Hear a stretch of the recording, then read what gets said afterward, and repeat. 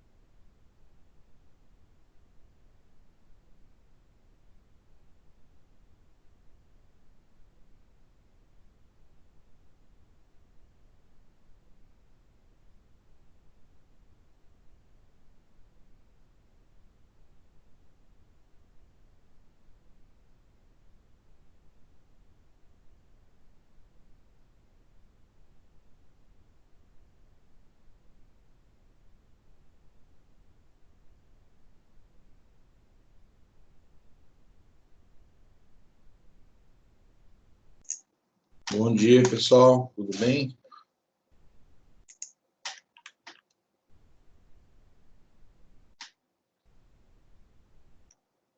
Bom dia, professor. Bom dia.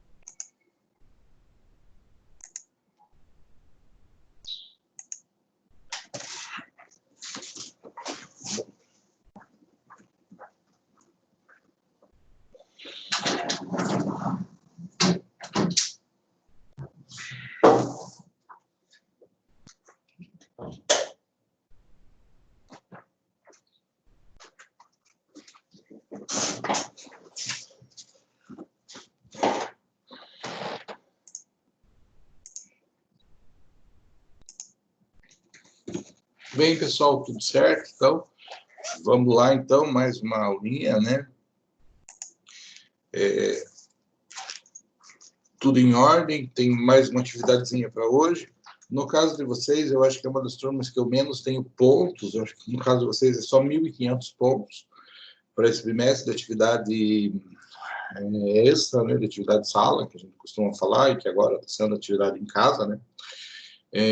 Então, hoje a gente faz mais algumas questõezinhas no final, e com isso a gente fecha os 1.500 pontos, considerando que vocês têm o prazo para fazer aquele análise de jurisprudência, que foi dado até a semana que vem, mas que eu agradeceria que o quanto antes vocês fizessem, porque a crítica cobra bastante a gente com relação ao lançamento dessa nota, tá? Então, a gente tem que tentar, eu tenho que tentar me livrar desses pontos o mais rápido possível para que a instituição não nos cobre tanto com relação a isso, tá? Mas, tranquilo, tá tudo certo, tudo feito, conteúdo super bem encaminhado, né? Então, nós estamos com tudo dentro dos conformes, tá?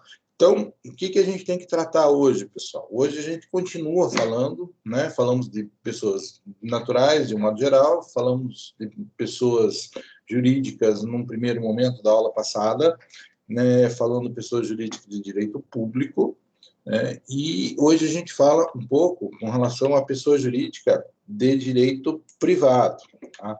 Lembrando, claro, que aqui nós estamos tratando do enfoque de pessoas e bens, ou seja, aquele enfoque inicial, que seriam as pessoas que constituem as negociações, que formam o direito civil, que tratam do direito civil, né? Mas ainda pensando no direito civil enquanto elementos básicos, né?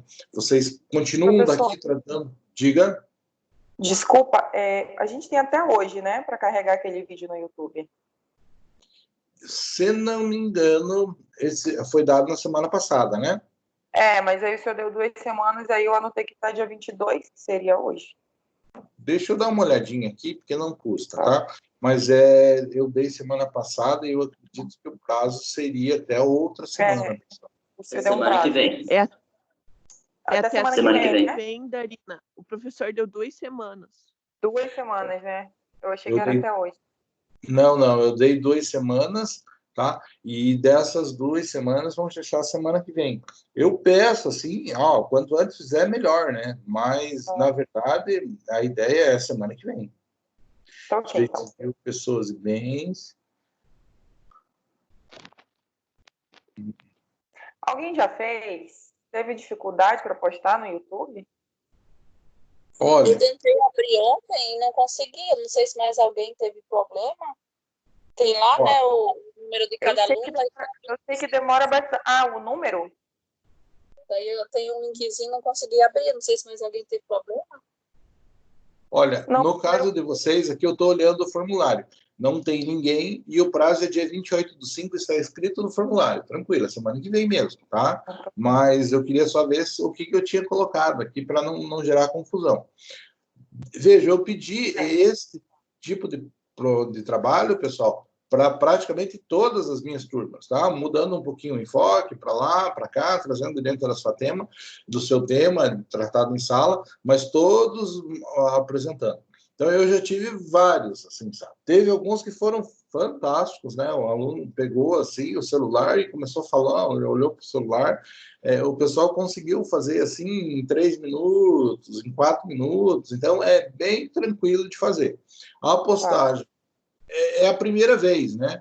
Teve gente que teve dificuldade e tem gente que se preocupa com deixar o seu vídeo na internet, alguém pode ver e tal. Então, daí o que tem? O YouTube tem duas opções.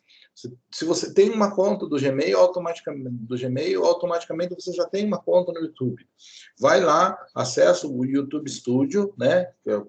Se você tem o e-mail, você já vai ter isso, já tem conta no YouTube, você já tem tudo normal, e daí lá você posta. Na hora de postar, pessoal, com relação a essa questão da publicidade, existem 3 modos de postar vídeos no YouTube, tá?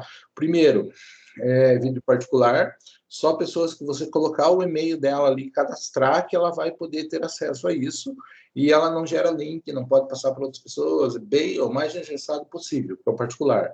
Daí existe o público, que é o padrão, todo mundo pode procurar lá pelo seu nome, pelas características que você colocou no vídeo, e existe o não listado. Quem tem preocupação com aparecer na rede, não quer deixar rastro, tem vergonha do vídeo que postou, daí eu estou pedindo para fazer dessa forma, coloca lá não listado, que daí se procurar o vídeo não aparece, mas você tem acesso e você pode gerar o link e passar para pessoas, quem tiver o link pode ver o vídeo. Tá? Então, mas isso é relativamente simples. Eu confesso para vocês que eu faço isso há muito tempo, e o pessoal aí não está tendo muita dificuldade. Mas na turma de vocês, olhando aqui exatamente no formulário de vocês, pessoal, vejo aqui, ó, que é esse aqui, tá? Ó, pessoas e bens, atividade dada no dia 15/5, prazo até 28/5, respostas, ninguém respondeu ainda, tá? Mas não tem dificuldade, é algo assim extremamente objetivo, simples, né? Tranquilo, moçada? Qualquer dificuldade, estou à disposição. Só porque eu tive uma duvidazinha quando eu li, mas comecei a entender agora. A gente vai ler, né? Cada acordo que foi dado para cada um, vai fazer um resumo do que o senhor passou e vai postar, vai falar sobre aquilo. Vai explicar o resumo. Tá, se for para fazer comentário, assim, e para falar do que eu já vi, pessoal, não é para ler o acórdão para mim, né? Incrivelmente, eu passei o acórdão para vocês, tem gente que tem a coragem de abrir a tela do computador e ler o acórdão para mim. Não é isso, é uma coisa mais simples que isso. Faz um resumo, explica o que está tratando, como é que foi e tal, conta o seu entendimento, com as suas palavras, é uma coisa bem tranquila.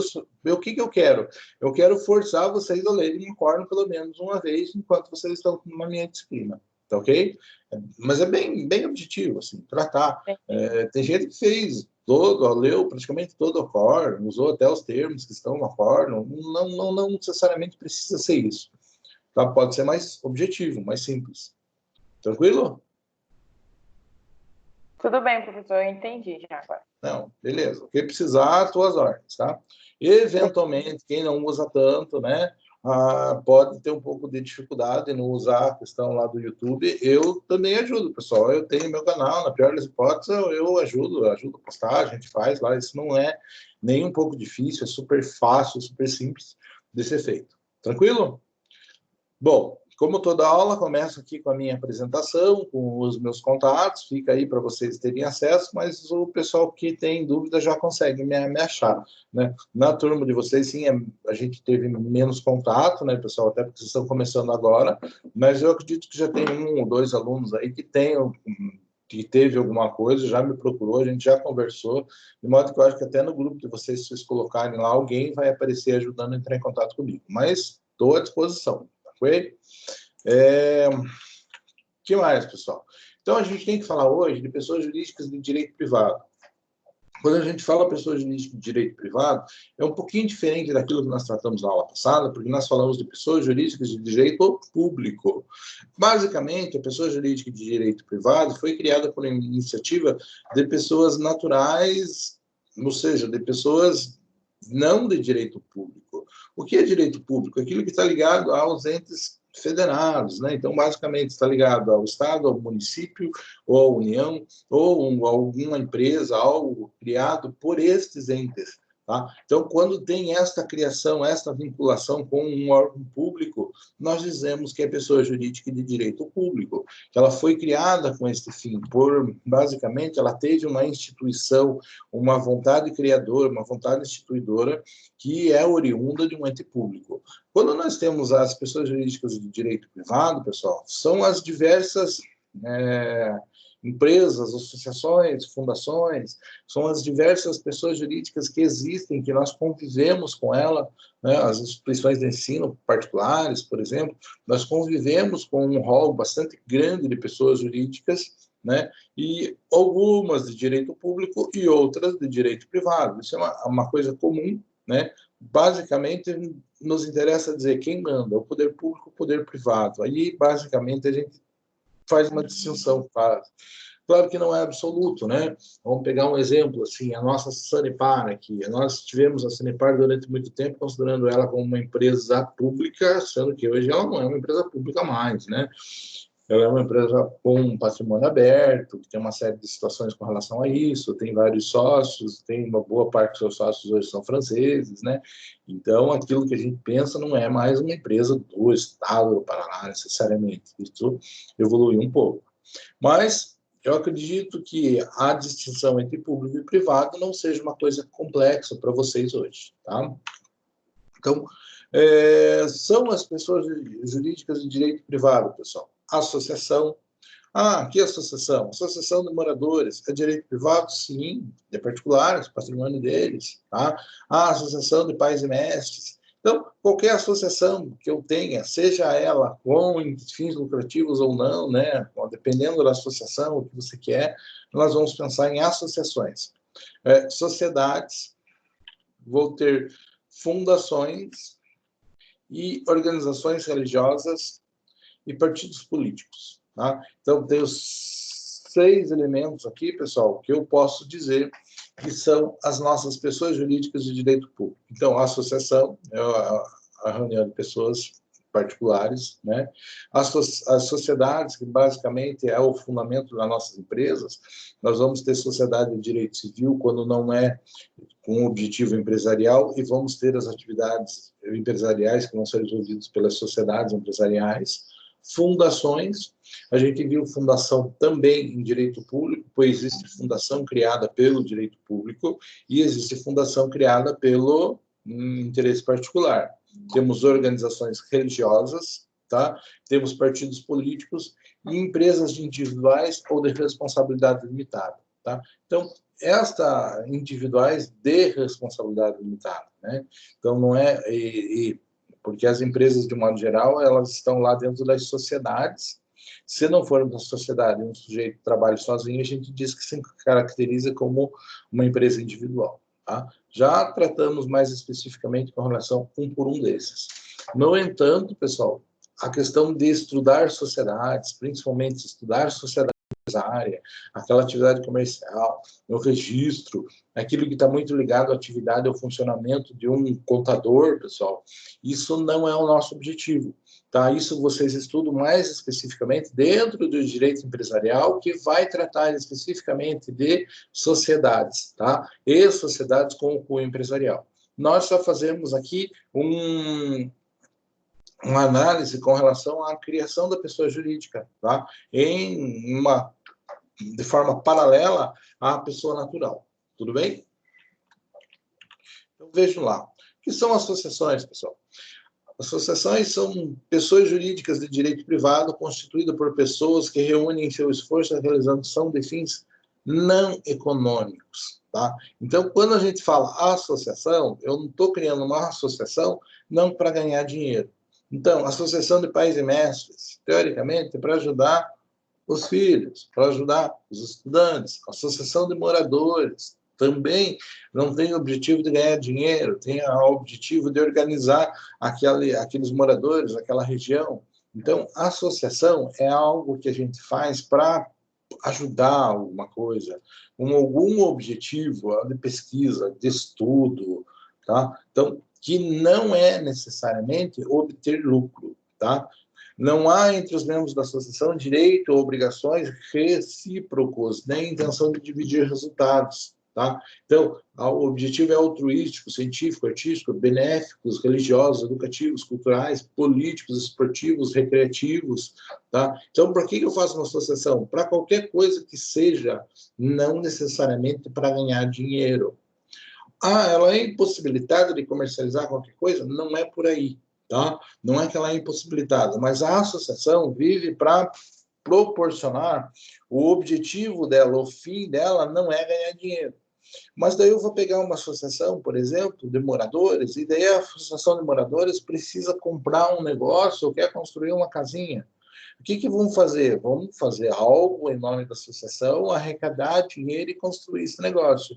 Isso é fins lucrativos? Não. Ela quer uma atividade diferente, ela quer reunir as pessoas, quer criar uma sociabilidade, quer divertir, quer propiciar esporte ou educação, tá? Mas, para isso, ela precisa de alguma coisa. Para isso, ela tem custo.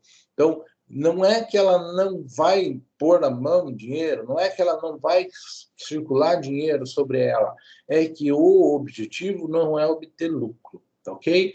Mas a gente não consegue fazer praticamente nenhum desses outros fins se não tiver circulação de dinheiro, tá? Como é que eu vou fazer uma pesquisa científica, né, se eu não tiver dinheiro para custear a minha pesquisa? Não tem como fazer isso. Então, o fato de não ter objetivo lucrativo não quer dizer que não circule dinheiro, tá?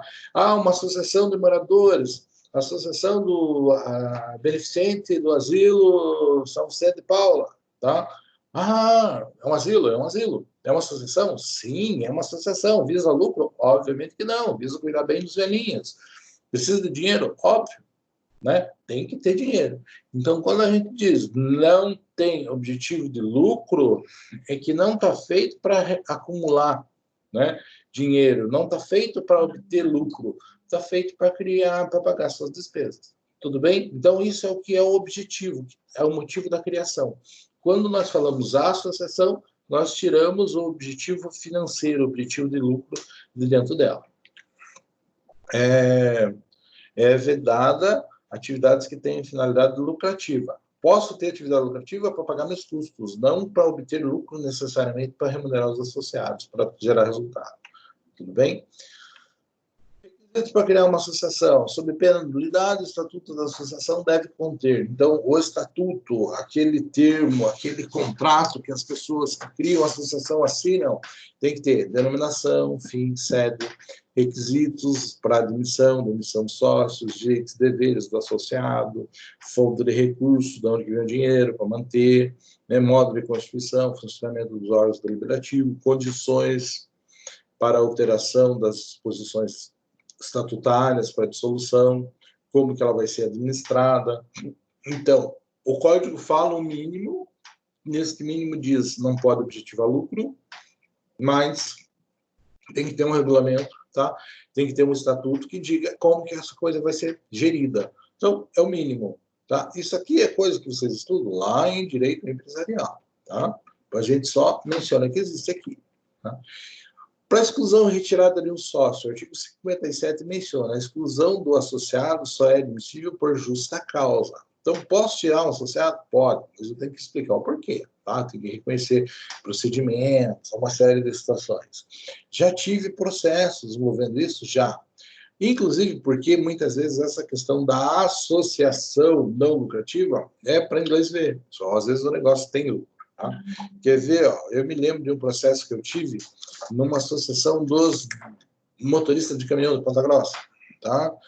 O que aconteceu? A associação foi criada por uma pessoa e daí a associação dos motoristas de caminhão fazia exatamente o que uma transportadora fazia. Ia lá, contratava em algum lugar e repassava os fretes para os caminhoneiros, teoricamente, sem visar lucro, com uma forma um pouco mais benéfica, remunerando melhor os motoristas e tal. Então, era possível fazer isso? Sim, porque no papel, aquela associação não visava lucro.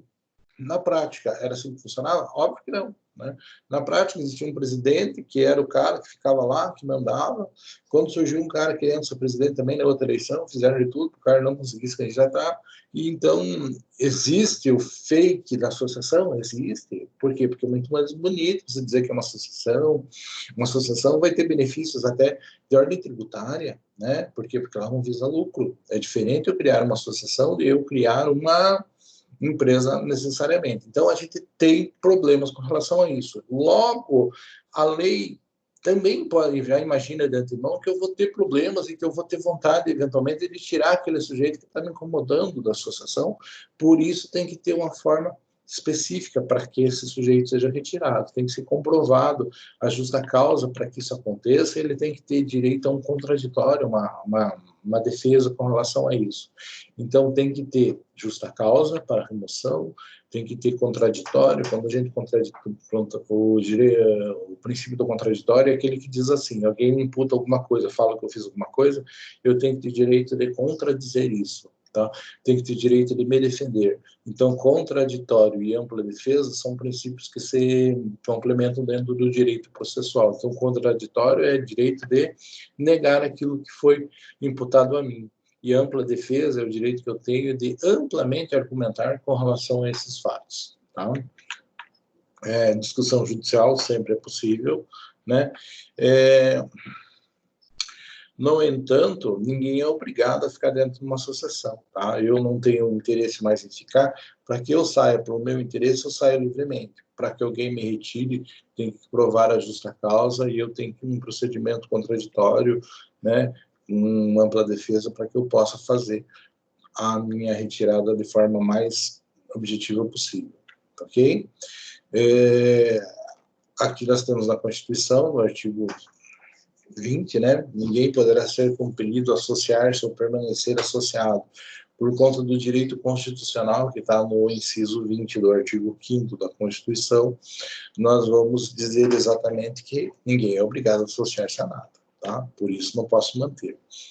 Da mesma forma que eu posso pensar na dificuldade com relação a um sócio, eu posso pensar na administração. Então, o Código Civil trata que tem que ter forma de mexer nessa administração. Às vezes essa administração não está efetivamente protegendo o interesse da sociedade, né?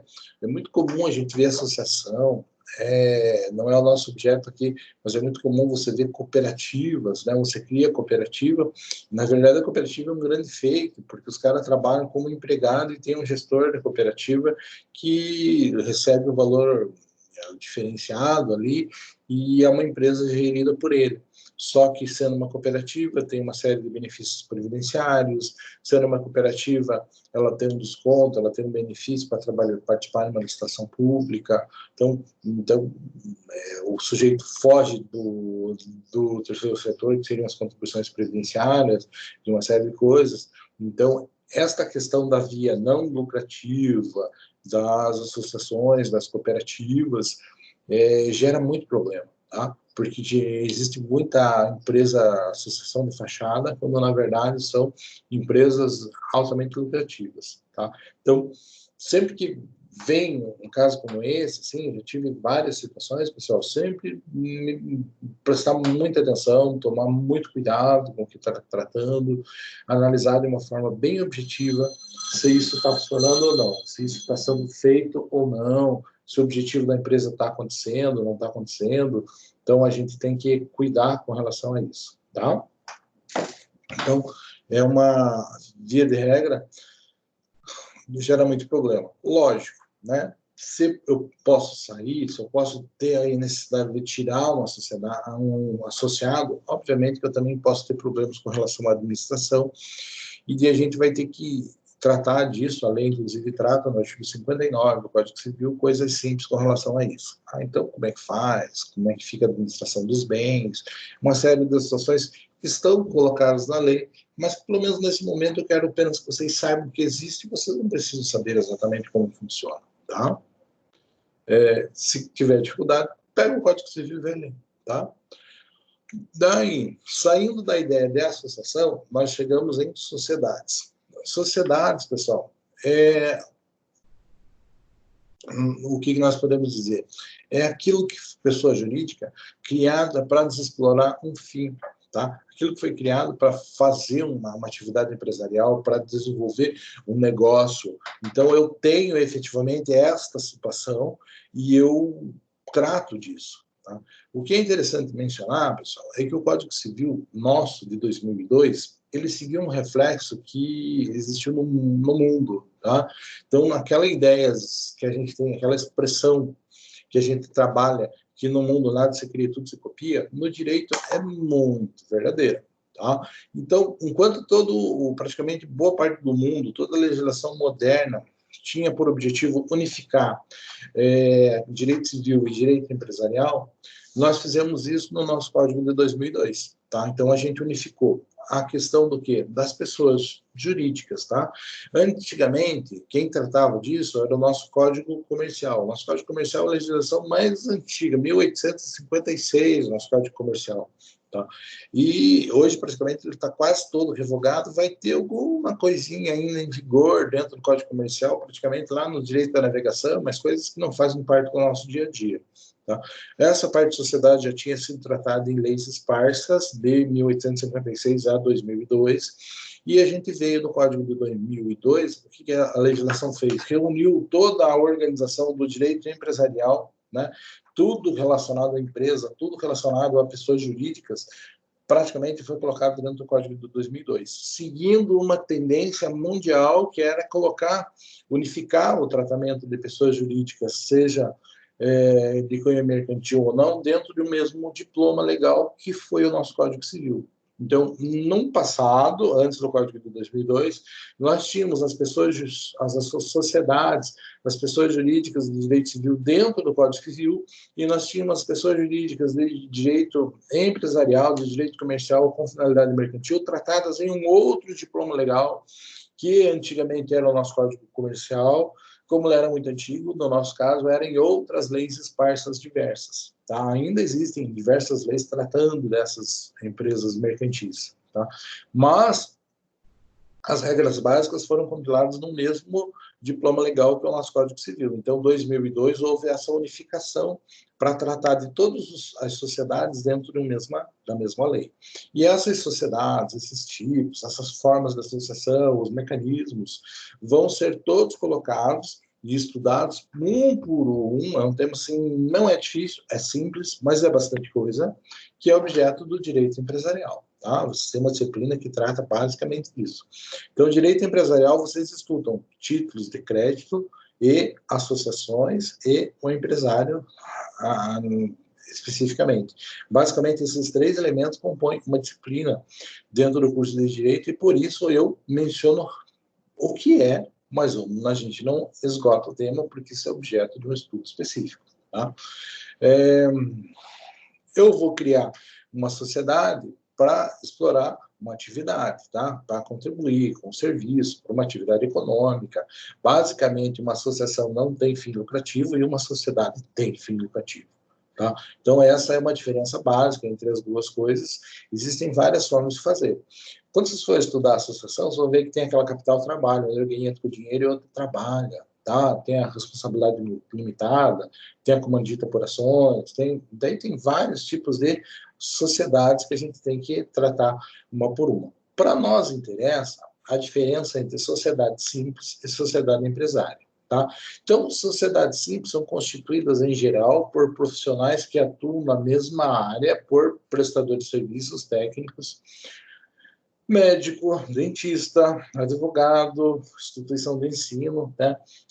Tem fim econômico ou lucrativo. Então, é uma sociedade simples, de pessoas que estão prestando serviço. Mesmo que essas pessoas que prestam serviço, às vezes, sejam os próprios associados, né? Isso não altera a situação. Então, sociedade simples. Quando nós passamos para a ideia de sociedade empresária, é aquela que também visa lucro, mas distingue-se da sociedade simples, porque, né, ela tem, assim, um empresário e ela tem vida própria, né? Então, nós vamos dizer, a sociedade simples é uma coisa mais simples, menos elaborada. A sociedade empresária subentende-se a criação do empreendimento, a criação de um espaço, de uma associação, um conjunto de bens, tá? Que vai além da sociedade simples. Você veja, o médico. Por mais que o médico ganhe muito dinheiro, pessoal, o médico é ele, é a pessoa dele que vai prestar o serviço médico. Tá? É diferente você considerar um médico de uma clínica. Uma clínica é um conjunto de coisas, já é uma empresa. Tá? Agora, o médico, uma sociedade de 3 médicos, são 3 médicos prestando trabalhos relativamente manuais, simples, né? Artesanais. É diferente de uma empresa, de uma clínica, é diferente de um hospital, que é uma sociedade empresária, uma clínica, uma sociedade empresária. Uma sociedade simples de médicos é uma coisa completamente diferente. Tá? Assim, eu posso dizer que se eu tenho uma loja, eu tenho um estabelecimento, eu tenho espaço, eu tenho estoque, né? Eu tenho uma marca, eu tenho uma série de coisas que compõem um empreendimento, um conjunto de coisas, tá? Voltadas, empreendidas, juntadas para explorar uma atividade que é lucrativa. Então, isso é sociedade empresária. Tá? A sociedade simples não chega a este nível de elaboração. É uma coisa muito mais simples. Eu simplesmente junto pessoas para explorar determinada atividade. Nós trabalhamos com as duas, tá? Eu não posso dizer que a sociedade simples não tem lucro, porque ela tem lucro. Quando eu penso numa sociedade de advogados, por exemplo, a OAB proíbe sociedade empresária, tá? Porque a nossa atividade é uma pessoal. O advogado responde pessoalmente por suas atividades, tá? Então, advogado só vai ter sociedade simples. Sociedade empresária é aquilo mais elaborado. Sociedade empresária é aquilo que é estudado lá no direito empresarial. Sociedade simples é aquela reunião de pessoas para organizar melhor o seu trabalho, ponto. Tá? Bem mais objetivo. Aqui ainda, pessoal, só para tratar da regulamentação, né? Quando vocês forem estudar isso, eu vou dizer para vocês, sociedade simples é registrada no cartório de pessoas, cartório civil de pessoas civis, de pessoas jurídicas, tá?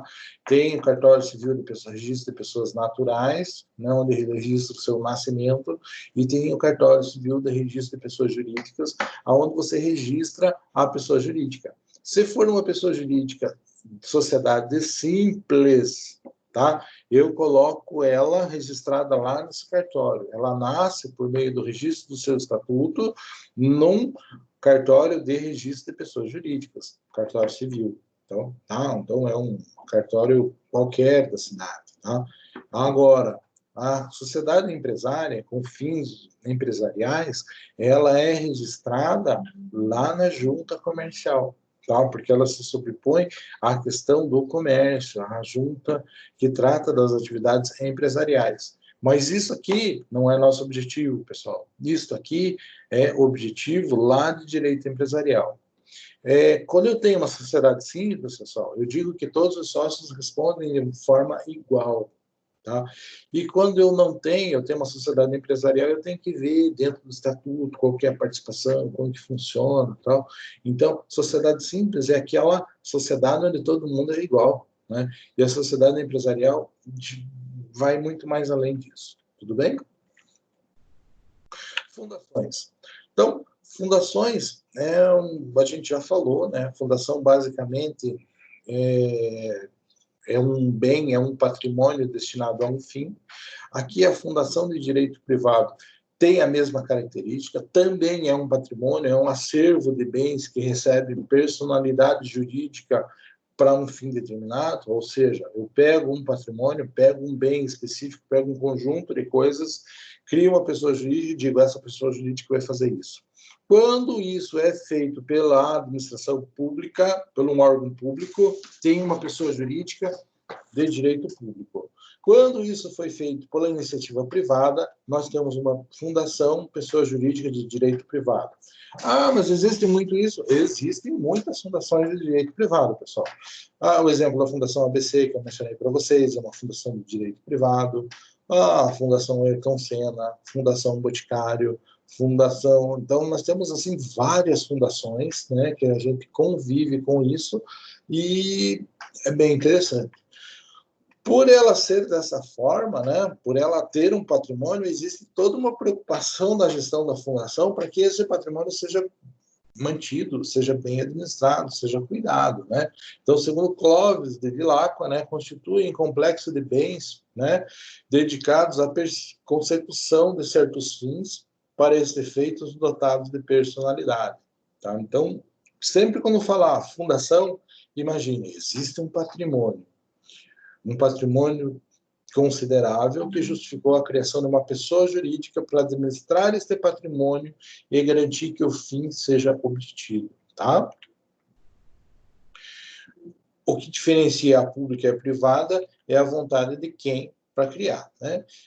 Tem uma diferenciação aqui dizendo fundações particulares. Para criar uma fundação, o seu instituidor fará a escritura pública ou o testamento dotado especial de bens livres, especificando o fim a que se destina, declarando, se quiser, a maneira de administrá-la. Então, isto é uma criação de uma fundação particular. As públicas são instituídas pelo Estado. Então, o que diferencia a pública da privada não é nem a forma de gestão, mas sim é a forma, principalmente, da sua criação. Elementos. Tem que ter patrimônio e tem que ter um fim. Tem que estar bem claro lá para que aquele patrimônio vai ser voltado, para que ele se direciona. Tá? Constituição, ato de dotação, elaboração do estatuto, né? E daí coisas, se vai ser administração, se vai ser direto ou não, se vai ser quem criou a fundação vai redigir o estatuto ou não, se vai ter uma garantia para fazer a gestão, como é que vai fazer. Quando a gente fala fiduciário, a gente fala garantia com base na confiança, né? Tem que ter a aprovação do estatuto pelo Ministério Público, né? Que pode ser ainda o judicial ou não, aquela situação que a gente pode pensar, e que tem que ter o registro no Registro Civil de Pessoas Jurídicas, tá? Eu tenho que tratar disso. Então, são passos elementares para criar uma fundação, mas isso, direito empresarial. Nós estamos apenas comentando que isso existe, tudo bem? Espécies. Especificidades, desculpe, das fundações. Então, tem que ter bem livre e suficiente. Para mim, fazer uma fundação não é pegar o meu 147V, que eu não uso e dizer assim, olha, eu vou doar isso aí, quero que crie uma pessoa jurídica para administrar. Não é assim. Tem que ter bens livres suficientes para gerar renda, né? Nós vimos lá que mesmo nas associações que não têm fim lucrativo, existe a preocupação com os custos de manutenção. E não adianta eu pegar um bem e que não seja suficiente para gerar sua própria manutenção. Então, quando a gente fala em fundação, necessariamente a gente vai um pouco além e a gente pensa em algo que é um pouco mais maior, né? Não tem como eu pensar em uma fundação com coisas elementares, né?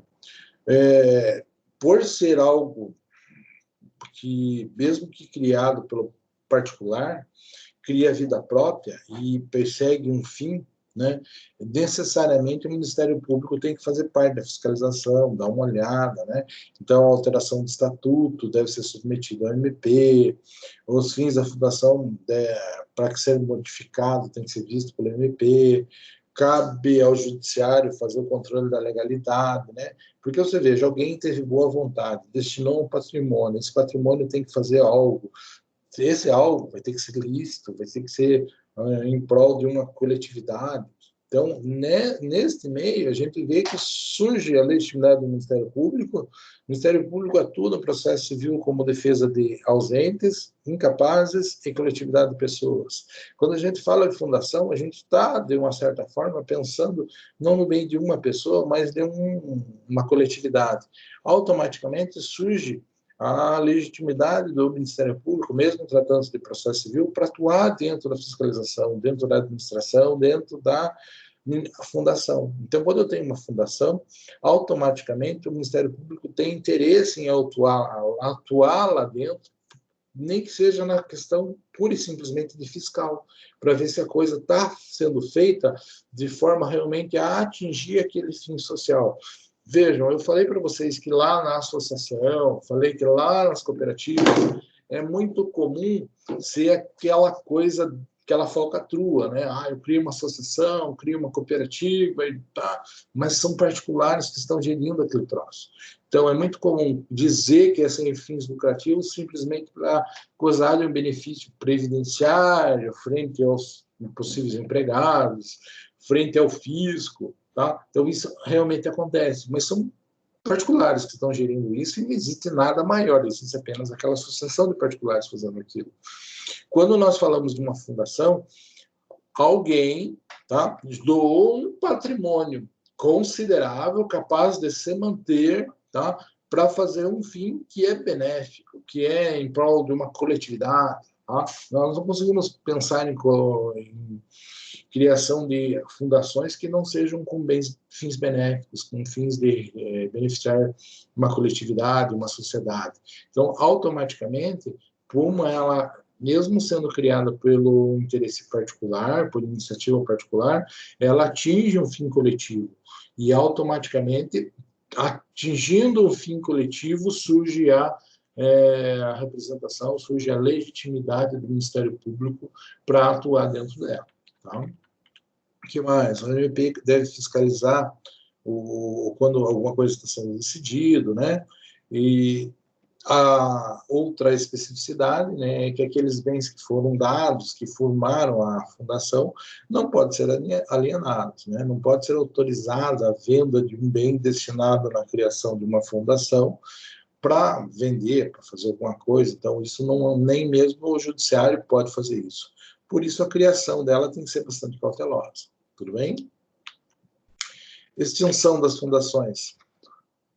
Se ela for nociva, se for impossível, inútil, se não está conseguindo, se houver um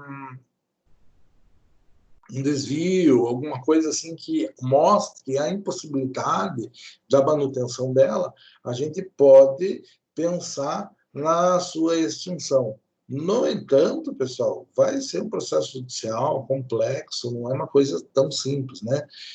Outra coisa, a pessoa que cria a fundação pode criar e pode destinar com um tempo específico, e daí, nesta situação, a gente também vai ter que respeitar o tempo específico daquela destinação, daquele patrimônio, tá? Mas, normalmente, as fundações são perenes, são permanentes, são criadas e elas devem se gerir e devem aumentar de uma forma que aquilo seja perpetuado, tá? Eu não conheço nenhuma fundação que tenha tempo de prazo de validade, tá? Mas elas devem existir, com certeza elas existem, e assim também não conheço nenhuma fundação que teve necessariamente que ser, digamos assim, desfeita, tá? Que foi extinta, não conheço nenhuma. Com certeza também existem. Normalmente as fundações que a gente conhece são pessoas jurídicas muito grandes, né? Que daí conseguem se administrar com uma certa tranquilidade e elas adquirem assim a característica de verdadeiras grandes companhias, né? Coisas diferentes, que têm um diferencial muito grande no seu funcionamento, ok? Caminhando para um fim, pessoal, e obviamente que não entramos muito no mérito, nós vamos dizer que se eu crio uma organização religiosa, ela também vai ser uma pessoa jurídica completamente diferente das demais, né? Vai ser uma pessoa jurídica de direito privado, né? Regulamentada, criada dentro do Código Civil, com este fim, né? Não tem fins econômicos, não pode ter absolutamente nenhuma possibilidade que isso aconteça, e ela vai estar prevista, né? Também não se enquadra com fundação, e deve ter este fim claro. Mas ela tem uma criação, uma sociedade civil específica, que é a organização religiosa. Paralelo à organização religiosa, nós vamos ter os partidos políticos, que têm natureza própria, que têm lei própria, que não se enquadram com uma sociedade, com uma associação, com uma fundação, e não tem fim cultural, não tem fim assistencial, moral, religioso, mas tem fim político. Tá? Então, é claro, tem lei própria tratando dos partidos políticos, e eles também são pessoas jurídicas de direito civil que não visam lucro, né, e que tem uma regulamentação própria. Então, eu vou registrar um partido político, tem regras próprias disso, tá? Eu vou registrar uma instituição religiosa, posso? Totalmente livre, posso fazer, tá? Agora eu tenho que preencher aquilo que a lei coloca. Tranquilo? Então, tanto partido político quanto organização religiosa, dá para nos colocar no mesmo balaio, assim, né? Porque são coisas que não são pessoas civis de um modo simples, são específicas, têm fins específicos, gozam de benefícios específicos, gozam de benefícios fiscais, gozam de receber, algumas vezes, até valores do poder público, tá? Então, elas têm uma tratativa toda diferenciada. Vai ser registrado, vai ser reconhecida a existência disso, nós reconhecemos que isso existe, no entanto, não entro tão no mérito, porque são coisas muito específicas, tudo bem? Eu já vi, por exemplo, trabalho de conclusão de curso falando especificamente desse tema, pessoal, organização religiosa, como é que cria, como é que funciona, como é que se administra, como é que é a responsabilidade, o que pode fazer, o que não pode fazer e tal. Então, são coisas bastante específicas que a gente não aborda porque não é nosso objetivo, ok? E outra, também é uma coisa complicada de você abordar, porque sempre aqui em Ponta Grossa não é tanto, mas eu dou aula em cidade menor, como Jaguaraíva, e lá a questão religiosa é muito polarizada, né? Então você está dando aula, daqui a pouco você está ofendendo uma ou outra pessoa, assim, então a gente procura não entrar no mérito desse tipo de coisa. Mas existe a organização própria com este fim, assim como existe o partido político com legislação própria, inclusive. Extinção da pessoa jurídica. Tá? Normalmente, as sociedades comerciais são modificadas como? Né? Pela transformação, tem uma pessoa jurídica, ela tem uma sociedade com uma função, muda a função, faz uma coisa diferente, pode. Tá? Às vezes eu tenho uma serraria, vou lá e vou mudar para uma loja de imóveis. Pode, tranquilo. Inclusive é natural, às vezes a serraria está lá fazendo o negócio, acaba construindo e acaba vendendo isso. Então, é bastante comum. Incorporação é quando uma compra a outra, tá? Tem uma loja maior, uma empresa maior, por aí comprou outra, ou comprou outra que não era menor, mas do mesmo tamanho, mas estava em dificuldade financeira. Então, a gente diz que houve uma incorporação. E a fusão é quando nós temos duas empresas boas, né? E nós juntamos as duas. Tá? Por exemplo, a fusão do Itaú e do Unibanco. Foi uma fusão. Eram duas instituições financeiras muito grandes, as maiores, não as maiores, né? O Unibanco não era, mas o Itaú é uma das maiores, né? Fundiu com o Unibanco, né? Que também era de um tamanho considerável, então nós vamos dizer que aí houve uma fusão. Então, obviamente que quando existe a transformação, quando uma compra a outra, de duas passa a existir uma, né? De dois bancos passou a existir um banco, praticamente. Praticamente não, até as agências do Unibanco não existem mais. Né? Então, existe uma regulamentação específica que trata com relação a isso é objeto lá no direito empresarial, nós temos que saber que isso existe, e ponto. Formas de dissolução, então aqui, extinção, dissolução. Vou dissolver, porque a vontade criadora deixou de existir, aquilo não é mais útil, eu vou dar abaixo na empresa, vou extinguir a empresa, vou acabar com aquela associação, sem dificuldade. Tá? Pela falência, a falência quando ela tem mais dívida do que patrimônio, daí tem aquele processo alimentar que vai pegar todo o patrimônio, vai fazer um rol de todo mundo que ela tem débitos, vai vender tudo, vai ratear o valor, cada um recebe proporcionalmente aquilo que tinha. Quando sobra dinheiro, faça os créditos preferenciais, que são créditos tributários, créditos trabalhistas, créditos previdenciários, né? Então, quando sobra dinheiro, pagou essas três classes, rateia o resto entre os seus demais credores. Tá? Então, falência pode ser a extinção da pessoa jurídica? Sim. Falência é um favor da sociedade empresária. Só vai à falência a sociedade empresária. Por quê? Porque ela tem fim lucrativo. Aquela sociedade simples que não tem fim mercantil não vai falir. Uma fundação não vai falir. Tá ok? Pela morte dos sócios, ela pode deixar de existir, pelo desaparecimento do capital. Então, pode acontecer diversas coisas que uma pessoa jurídica deixe de existir. Quando a autorização administrativa dela for cassada, ela também pode deixar de existir. Judicialmente, por conta de uma demanda entre os sócios, ela pode deixar de existir. Tá? O processo de extinção realiza-se pela dissolução ou pela liquidação. Então, o que você faz? Você vê o que sobrou e vai liquidar isso. Liquidar é pagar suas obrigações e dividir o que sobrou entre os seus sócios. Tá? Não entro no mérito, porque vocês têm uma disciplina só para falar com relação a esta situação. Tranquilo? Aqui, pessoal, nós chegamos a um ponto onde eu coloco para vocês a atividade e digo, a situação é essa, e é um ponto com o qual a gente cuida com bastante tranquilidade. Por quê? Porque vocês têm uma disciplina, que, se não me engano, é 1 e 2, inclusive, né? Vocês passam um ano falando só sobre direito empresarial, onde todo esse tema da pessoa jurídica é muito discutido, vai ser tratado profundamente. Logo, coloco para vocês a atividade de hoje. Essa atividade são questões simples, mas valem 400 pontos, e fazendo esta atividade nós atingimos o teto dos 1.500 pontos, que são as atividades do bimestre. Tá? Tranquilo, pessoal? Beleza? Tudo em ordem? Estão conseguindo ver aqui? Querem que eu mande em algum grupo o link para ficar mais fácil? Ou vocês conseguem copiar? Funciona bem o QR Code? O que eu faço para ajudá-los? Tenho uma dúvida. Diga. Quando que se deve considerar efetivamente extinta a pessoa jurídica? Tá, não entendi bem a tua pergunta. Quando que o quê? Não Quando ouvi, se deve considerar extinta a pessoa jurídica? Quando é que eu devo considerar que ela foi extinta? Bom, aí a gente tem várias formas de ver isso, tá? Agora, eu considero extinta a pessoa jurídica quando foi dado baixa lá no seu estatuto que está devidamente registrado. Tá? A maior dificuldade hoje de extinguir uma pessoa jurídica está nas obrigações, principalmente fiscais, que essa empresa tem. Tá? Então, você não consegue dar baixa numa empresa, como bem objetivamente falando, na Receita Federal, na Receita Estadual, enquanto houverem dívidas. Tá?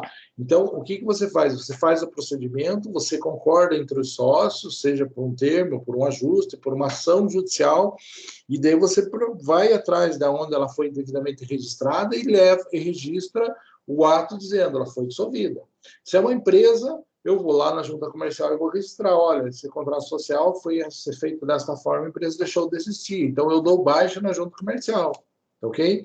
Se foi uma pessoa jurídica de direito civil, você vai fazer isso lá no cartório de registro de pessoas jurídicas, né? E você vai fazer isso. Agora, a dificuldade não é fazer isso, tá? A dificuldade não é nem o processo judicial. A dificuldade é estar com... E a maioria das empresas não são...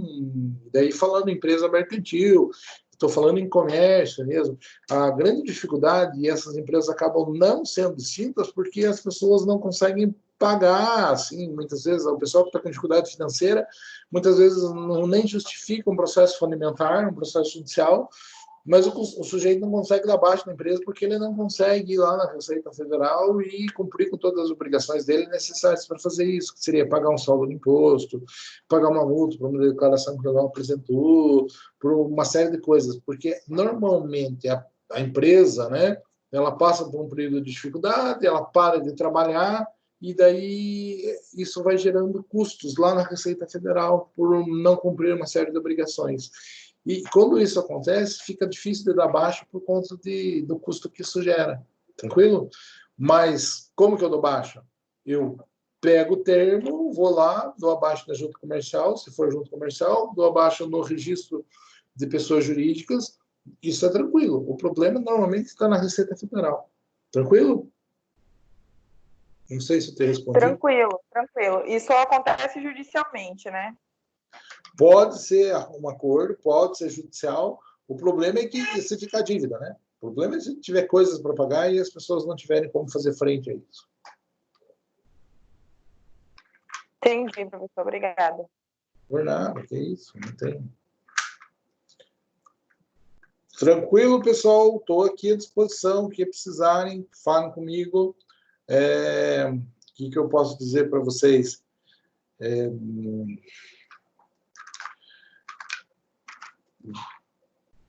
Entrem lá, pessoal, por favor, façam isso o mais rápido possível, que eu tenho que lançar pontos para vocês lá, senão a Cristi briga comigo.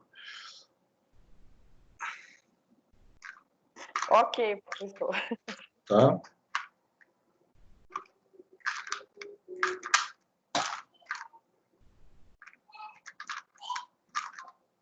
Professor, Diga.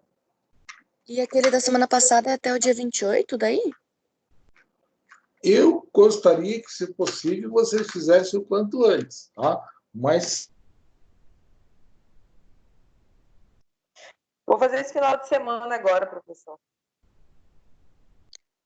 Professor, mas daí precisa mesmo gravar o vídeo e mandar?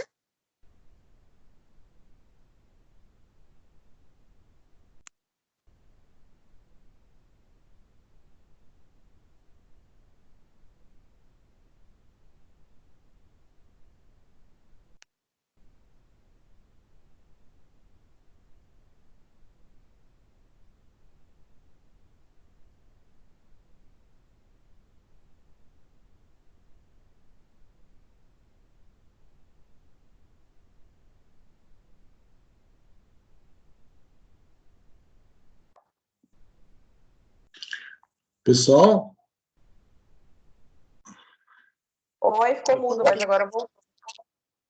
viu? Não é que ficou mudo. Piscou a luz aqui, desligou meu computador, caiu tudo aqui, tá? Aqui também. Ah, Aí também. Apagou a luz aí também? Piscou. Aqui em casa também piscou. Nossa, só por curiosidade, vocês moram perto? Eu tenho... aqui em casa não. Interessante. Bom, pessoal, basicamente é isso. O trabalho, o prazo dele é até o dia 28, aquele trabalho do vídeo. Tá?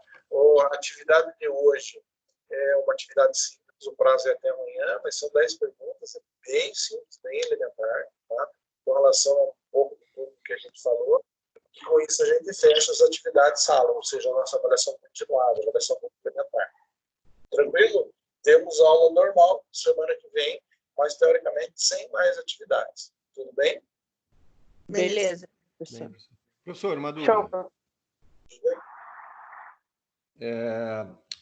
Eu tendo CNPJ, né, pessoa jurídica, né, simples, por que eu não posso ter o MEI também?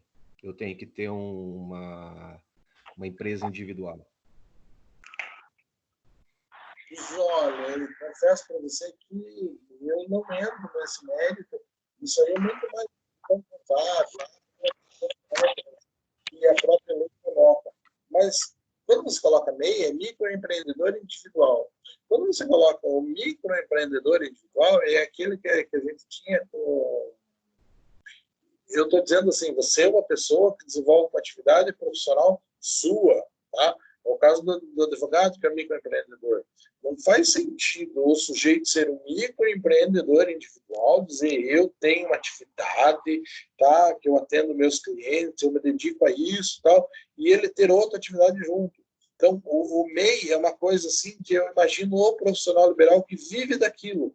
Não faz sentido o MEI ter o MEI e ter outras atividades Mas, junto. mesmo sendo de ramos diversificados, totalmente Ô, diferentes? professor, quando meu contador fez meu MEI, eu tenho MEI, né? Eu tenho um estúdio de micropigmentação.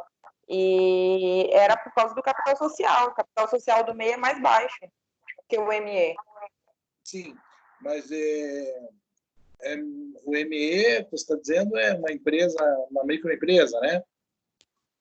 Digamos assim. Não sei, não é a empresa que tu abriu? É isso? Quem foi que perguntou? Não entendi. Pessoal, mas é que a ideia é assim, o MEI é microempreendedor individual, é aquela pessoa que trabalha sozinha, tá? A ideia do MEI é essa, é que o sujeito trabalha explorando aquela atividade. Não sozinha, professor, a gente tem uma quantidade de funcionários para ter, por exemplo, dependendo do capital, ou o MEI pode ter até 2 funcionários. Mas, veja, o MEI microempreendedor individual. Tudo bem, ele pode ter funcionário, pessoal, não estou dizendo que ele não pode, mas é estranho o sujeito que está registrado via o MEI ter outras participações, ok? Foge à natureza. Eu posso ter diversas empresas limitadas, diversas outras sociedades, mas o MEI foge um pouco a característica, tá? Porque a ideia dele é que ele tome todas as suas atividades voltadas para aquela atividade simples, entendeu? Entendi, então, professor. não é que exista assim, mas não é impossível, isso não acontece na prática. Não. O próprio já fala, né, professor? A explicação do já fala que é micro, é um negócio pequeno, é uma coisa que é 60 mil anual, se não me engano. Então não é uma coisa grande assim, já fala micro. Não, chega a quase 90 agora. Agora, a gente tem que entender que esse sujeito, a lei imaginou ele dessa forma, criou alguns benefícios para ele dessa forma, e se você precisa crescer, e você já não é mais um micro, não está dentro da vontade da lei te beneficiar, te ajudar dessa forma. Então, é por isso que a gente coloca, que a lei coloca dessa forma. É justo? Acho que não, né? Talvez seja injusto, talvez eu considero assim, imposto, pagamento, a coisa mais injusta que existe, né? Você paga porque você tem capacidade. Mas até isso é menor, né? Sim. Então, por isso, as limitações, tá? Mas não tem porquê. É porque o legislador entendeu desse jeito, colocou desse jeito. Não é nem o legislador. O Estado, quando propôs, pensando na questão fiscal, no recebimento de tributos, colocou uma trava, e essa é uma das travas. Tudo bem? Tranquilo, moçada? Tudo bem, professor. Bom, é isso. Terminamos a aula de um jeito diferente hoje por causa da luz.